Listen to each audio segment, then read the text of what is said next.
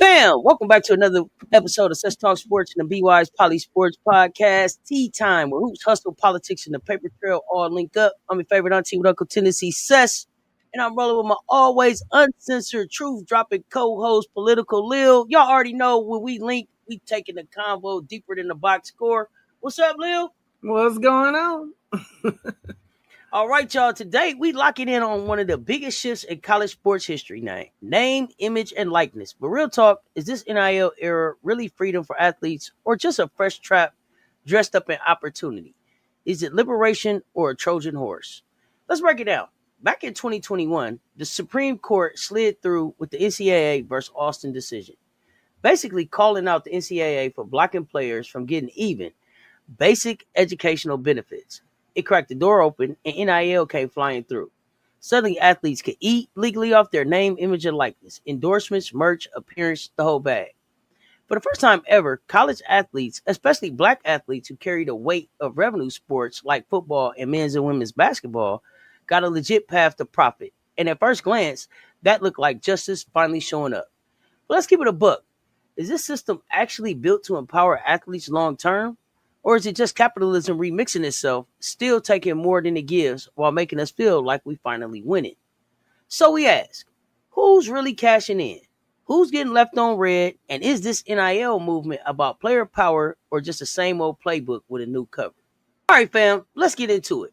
This first segment is called A Trojan Horse or Exploitation. And we're not holding back. So let's break it down. On the surface, the NIL revolution feels like a major win, especially for black athletes who've historically generated billions for college sports without seeing a dime. Now they're signing endorsement deals, cashing in on merch, and building brands. That's the headline. But what's the fine print? In Death of a Dark Nation, the Trojan horse is a powerful metaphor, something that looks like a gift but hides as an attack from within. NIL might look like freedom, but are we sure it's not just a new costume for an old system of exploitation? Exactly. Because when you look at where the money really goes, the marketing firms, the universities, the booster-led collectives, and the major corporations, the structure hasn't changed. It's still white-dominated institutions controlling the pipeline. We just let a few athletes in on the action, but they're still the product, not the owners. And that takes us straight into Dr. Claude Anderson's Black Labor, White Wealth. The whole premise of that book is that black people have historically generated wealth that they haven't been allowed to keep or control. NIL fits right into that legacy. Sure, athletes can get paid now, but who's building generational wealth off their name, image, and likeness? It's still largely the same people who've always profited from black labor in sports. Let's be real. It's hard to call something freedom when the infrastructure is still owned by someone else. Just because the workers now get a cut doesn't mean they got equity. That's the difference. And let's not forget the NIL system is unregulated chaos right now. Predatory contracts, fake collectives, and under-the-table agendas all swirling around these kids, many of whom are 18 and 19 years old. A lot of these athletes are walking into boardrooms without a seat at the table. Just a camera, a brand, and a bank account they don't fully control. So the question we're asking is NIL truly about liberation? Or is it a Trojan horse? An illusion of empowerment that keeps the power structure intact while just changing the rules of the hustle. Let's pause on that, because we're going to look at who's actually winning in the NIL game and what power really looks like when it comes to ownership, not just endorsement. So let's break down the NIL game and call out the likely suspects. Because if we're going to talk about power and profit, we have to name the players at the top of this new food chain. NIL isn't a free-for-all. It's an ecosystem. And like any ecosystem, some animals eat and others get eaten. Let's start with marketing agencies and management firms. The ones pulling the strings behind the scenes. Companies like Wasserman, CAA, Clutch Sports. They're the new gatekeepers of NIL. They step in to manage the athletes' deals, branding, and visibility. Now, on the surface, that seems helpful, right? Young athletes need guidance. But look deeper. These firms often have deep-rooted relationships with brands and media companies, and they're taking a cut of every deal. So once again, the athlete becomes a means to someone else's business model. These firms are usually white-owned, white-run, and plugged into the existing corporate power structure. It's not that they're inherently bad, but let's be honest, their loyalty is to profit, not necessarily to empowering black athletes long-term. Facts. And let's not forget the universities themselves. They love to act like NIL is outside their jurisdiction, but don't be fooled. They benefit big time. Schools can pay directly the players, but they absolutely recruit using the promise of NIL opportunities. Their marketing programs like, come to our school and get the bag. And what does that do? It boosts their recruiting rankings, ticket sales, merchandising, and alumni donations. So the schools are still raking in the cash off the back of athletes. Potential is just without having to write a check themselves. They're outsourcing the exploitation to collectives and sponsors, but the power dynamics haven't changed. And these collectives you just mentioned, now that part right there is shady business. These are donor-funded groups, often made up of alumni and boosters with deep pockets and deeper influence. They step in as a new middleman, funneling money to athletes through what they call NIL deals. But in reality, a lot of these are just pay-for-play disguised as sponsorship. And who runs these collectives? Wealthy, predominantly white stakeholders with their own agendas. It's not just about helping the athlete, it's about keeping the school competitive, protecting their legacy, and maintaining control. These are the same folks who used to slip envelopes under the table. Now they just slap a logo on it and call it NIL. Exactly. And then you've got the big brands and corporations, Nike, Adidas, Gatorade, and more. They're rushing in to partner with high-profile athletes, and they want the face of the future. But look who they're choosing, and look at how they're marketing them. It's strategic. They know Black athletes sell culture, swag, and influence. But how much of that wealth is actually staying with the athlete? A lot of those deals are short-term, high visibility, but not long-term wealth building. And if you don't have the right team behind you, you're just a commercial waiting to be recycled. And we can't leave out the media companies and social media platforms. From ESPN to TikTok, they're cashing in too. Every time an athlete goes viral, drops a mixtape, or signs a deal, it drives clicks, views, and ad dollars. But the platforms own the content, they own the distribution, and they decide what stories get pushed. So again, who's building long-term equity here? It ain't the athlete posting on Instagram with the protein shake. It's the platform racking up an ad revenue from their influence. So what we see is a new NIL economy that looks revolutionary, but is really run by the same old suspects: white-owned firms, institutions, brands, and networks. And while a few athletes are winning, most are still being used to prop up a system that was never built to empower them in the first place. The game has changed, but the players in power haven't. That part. And until we talk about equity ownership and real access, not just access to money, but access to control, we're going to keep calling NIL a win when it might just be a smarter version of the same old hustle. Now, before we go too deep into the critique, because y'all know we're keeping it real here, we also have to acknowledge that NIL shift has brought some real wins for these athletes, especially for Black athletes who've been the engine of college sports for decades, but locked out of the profit. So let's talk about what has changed for the better. First off, economic power. Let's not downplay what it means for a 19-year-old Black woman from a working class family to sign a six-figure NIL deal. That money changed lives. It can pay off family debt, build generational wealth, or fund future business ventures. For the first time, college athletes, many of whom will never go pro, can make real money while their value is at its peak. That's revolutionary in a landscape where the NCAA used to punish athletes for signing an autograph or taking a free lunch. Oh, that's real, Lil. And let me take it a step further. NIL is teaching these young folks the game of entrepreneurship. They're not just athletes anymore, they're brands. They're learning to manage image, build platforms, and negotiate partnerships. And when done right, that's freedom. I've seen players start clothing lines, launch podcasts, drop merch, and build social media empires, all while getting their degree. They're not just being used for their talent anymore. They're learning how to use their own name and image to create their own bag. That's legacy building. Exactly. And even though the system still has its flaws, we got to say it. NIL is a step towards equity.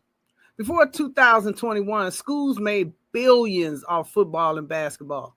Sports dominated by Black athletes, while these same athletes couldn't legally make a dime. So NIL helps rebalance that power dynamic, even if only slightly. It sends a message. Your labor has value. Your face, your voice, your influence, it matters. And now you can cash in on it instead of watching someone else do it for you. Facts. And let's not sleep on the educational opportunities baked into some of these deals.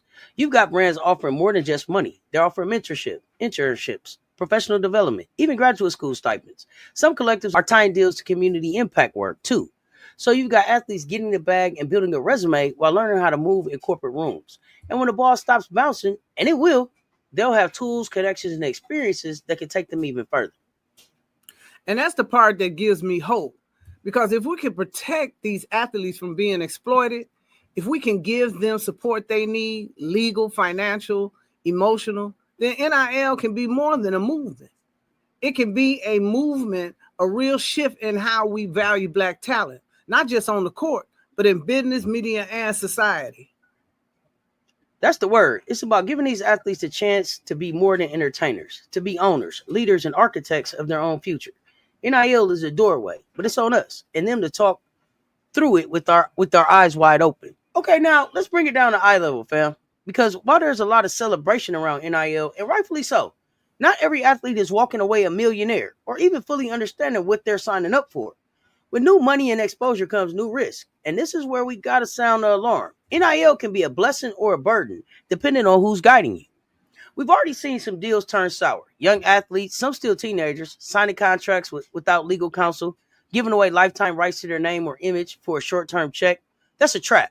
Some of these deals don't just cover college. They follow them into the pros, music, or even into retirement. That's why guidance from people who know the game and care about the player, not just the profit, is non-negotiable. You hit it, Seth. And let's talk about the predatory side of the ecosystem. We got agents and managers, many of whom don't look like these athletes, swooping in early, making big promises, and hiding big fees in the fine print.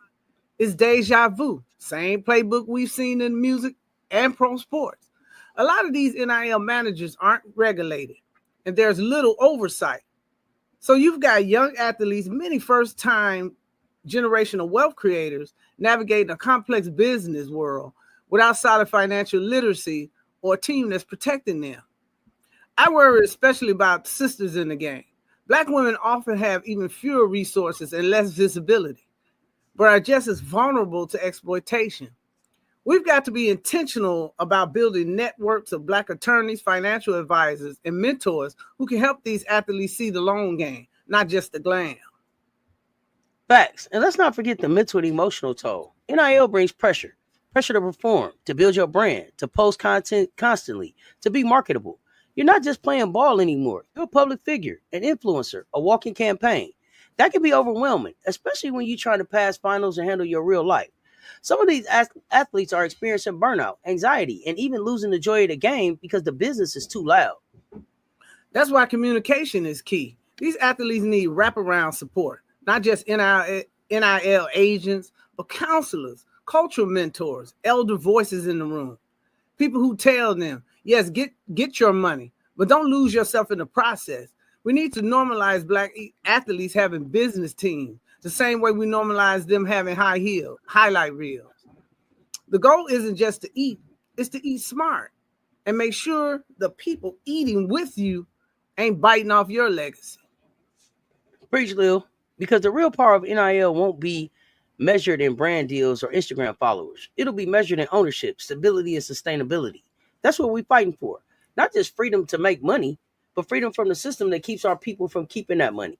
That takes guidance, wisdom, and a village. So now that the dust is settling a bit on the NIL gold rush, we have to step back and ask the real questions. The ones that cut deeper than contract numbers and brand collabs. Because underneath all the headlines, there's still a system in play. And it's one that hasn't always worked in our favor. So let's go there. First question, who's actually controlling this NIL machine? Who's building the frameworks, setting the rules, and designing the pipelines?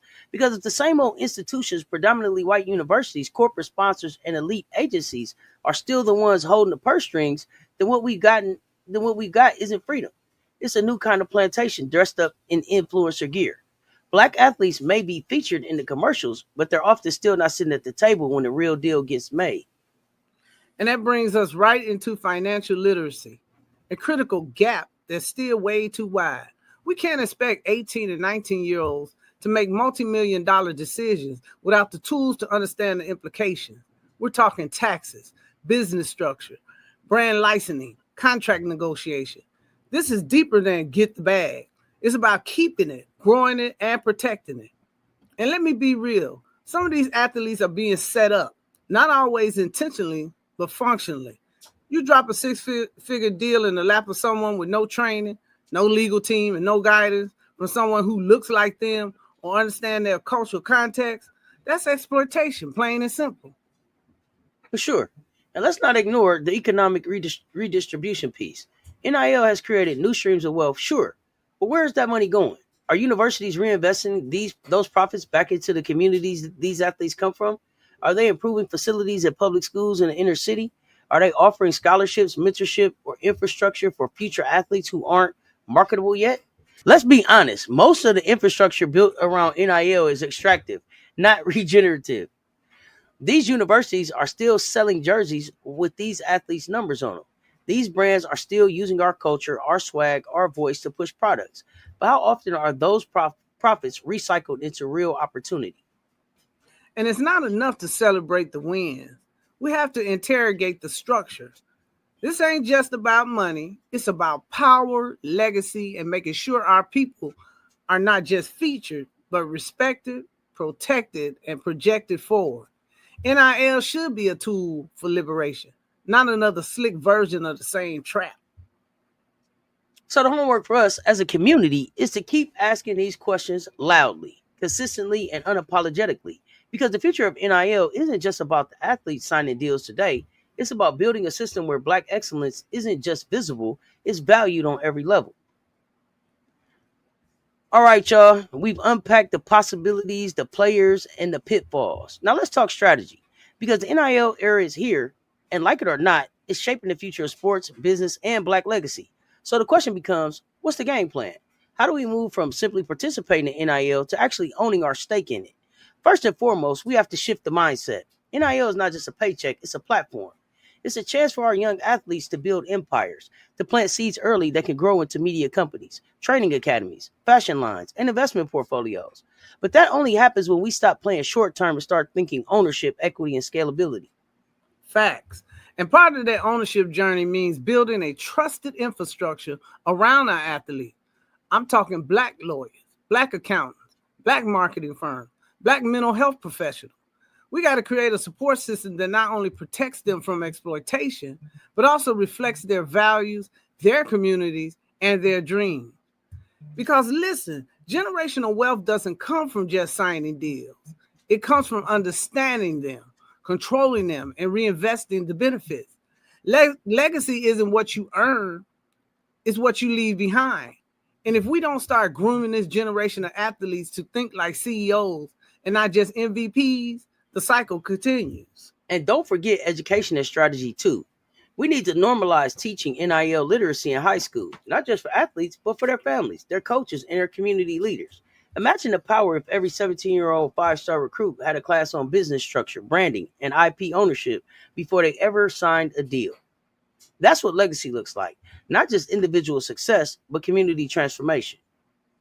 And at the end of the day, NIL can be a tool of liberation or a trap in disguise. The outcome depends on who's steering the ship. We need more Black-owned sport agencies, more athletic-led collectives, more media platforms telling our stories the right way. Because the real win isn't the bag, it's the blueprint. Facts. This is about more than the spotlight. It's about building the system behind the spotlight. So to all the athletes, families, and future moguls listening, start thinking now about what you want your legacy to be. What will you own? What will you build? And who will benefit when the cheering stops? So here we are. NIL, a modern milestone with ancient echoes. Yes, it's progress. Yes, it's opportunity. But like we said from the jump, even a gift can be a Trojan horse if you don't understand who's really holding the reins. Dr. Claude Anderson told us in Black Labor, White Wealth, that wealth has always been extracted from Black brilliance and funneled elsewhere. And without guardrails, NIL might just be the newest chapter in that same old story. And in Death of a Dark Nation, the illusion of inclusion often masks the continuation of systemic control. That's why the fight isn't just to profit, it's to own, to educate, to liberate, and to build. The NIL era could be revolutionary, or it could be rehearsed exploitation with new packaging. Athletes, families, advocates. We've got to organize. We need policy oversight, culturally competent representation, and financial literacy starting in middle school. NIL is a powerful lever, but power without a plan, that's how cycles get repeated. So what's the takeaway? NIL can be more than a check. It can be a legacy. But that requires vision, village, and vigilance. Let's make sure this system doesn't just mint stars, but builds infrastructure. Let's turn NIL into a vehicle for freedom, not another wealth extraction tool that leaves our communities clapping from the sidelines. And don't worry, we're just getting warmed up. Next time on CessTalksSports BWISE PoliSports Tea Time, we're asking the big question. The athlete entrepreneur. Can Black athletes become the economic engines and build their communities through sports? You do not want to miss that one. In the meantime, make sure you like, comment, and share this episode. Tell a friend, tag a coach, and talk about it at the barbershop or the beauty salon. And remember, sports is never just about the game we play. It's the story we tell. Let's make it a story of ownership, empowerment, and lasting legacy. This is Sess, your favorite auntie with Uncle Tendencies and Political Lil. We'll see y'all soon. Keep building. Stay tuned. Talk soon, y'all. We out.